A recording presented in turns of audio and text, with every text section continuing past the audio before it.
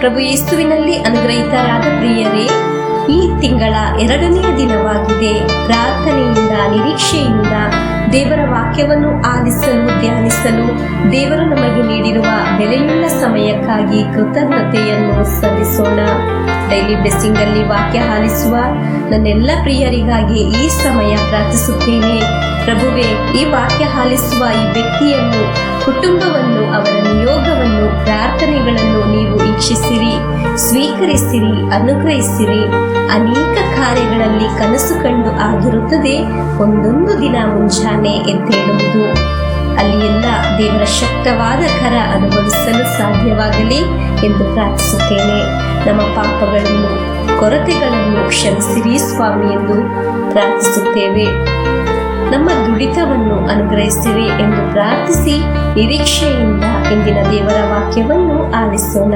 ಇಂದಿನ ವಾಕ್ಯ ಯೋವಾನನ ಶುಭ ಸಂದೇಶ 5ನೇ ಅಧ್ಯಾಯ 1ರಿಂದ 7ರವರೆಗೆ ವಾಕ್ಯವನ್ನು ಆಲಿಸೋಣ. ಇದಾದ ಮೇಲೆ ಯೆಹೂದ್ಯರ ಹಬ್ಬ ಬಂದಿತು. ಯೇಸು ಸ್ವಾಮಿ ಜೆರುಸಲೇಮಿಗೆ ತೆರಳಿದರು. ಅಲ್ಲಿ ಕುರಿ ಬಾಗಿಲು ಎಂಬ ಸ್ಥಳದ ಬಳಿ 5 ಮಂಟಪಗಳಿಂದ ಕೂಡಿದ ಒಂದು ಕೊಳವಿದೆ. ಅದನ್ನು ಇಬ್ರಿಯ ಭಾಷೆಯಲ್ಲಿ ಬೆತ್ಸತ ಎಂದು ಕರೆಯುತ್ತಾರೆ. ಕುರುಡರು, ಕುಂಟರು, ಪಾರ್ಶ್ವವಾಯು ಪೀಡಿತರು ಮೊದಲಾದ ಅನೇಕ ರೋಗಿಗಳು ಆ ಮಂಟಪಗಳಲ್ಲಿ ಬಿದ್ದುಕೊಳ್ಳುತ್ತಾ ಇದ್ದರು.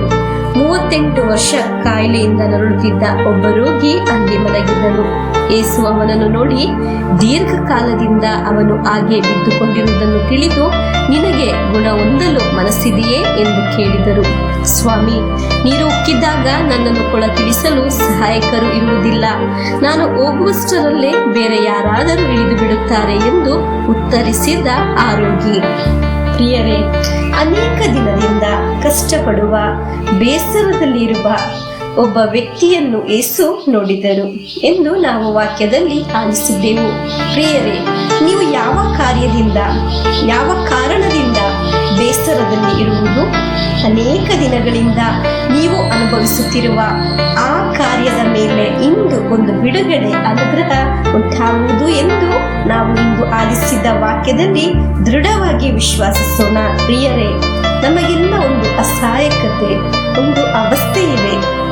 ನಮ್ಮ ಅವಸ್ಥೆಯನ್ನು ದೀನತೆಯಿಂದ ಹೇಳುವಾಗ, ಪ್ರಾರ್ಥಿಸುವಾಗ ದೇವರ ಸಹಾಯವನ್ನು ಅನುಭವಿಸಲು ಪ್ರಾರಂಭವಾಗುತ್ತದೆ.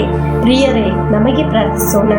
ನಮ್ಮ ಪ್ರಭುವೇ, ನಮ್ಮನ್ನು ಈ ಎಲ್ಲ ಸಮಸ್ಯೆಯಿಂದ, ಈ ಅಸಹಾಯಕತೆಯಿಂದ ನಮಗೆ ಸಹಾಯ ಮಾಡಲು ನೀವು ಅಲ್ಲದೆ ಬೇರಾರೂ ಇಲ್ಲ. ಬೇರ್ಯಾರಿಗೂ ಸಿಗದ ಒಂದು ಅನುಗ್ರಹ ನಮ್ಮ ಜೀವನಕ್ಕೆ ಧಾವಿಸಿ ಬರುತ್ತದೆ ಎಂದು ವಿಶ್ವಾಸಿಸುತ್ತೇನೆ. ಹಾಲೆಲೂಯಾ.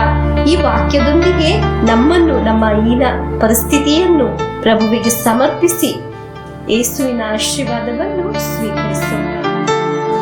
ನಮ್ಮ ಪ್ರಭು ಯೇಸು ಕ್ರಿಸ್ತರ ವರಪ್ರಸಾದವು, ದೇವರ ಪ್ರೀತಿಯು, ಪವಿತ್ರಾತ್ಮರ ಅನ್ಯೋನ್ಯತೆಯು ನಮ್ಮೊಡನೆ ಇರಲಿ.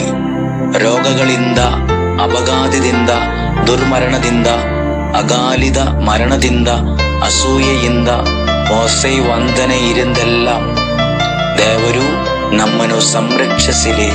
ಹಾಲೆಲೂಯಾ.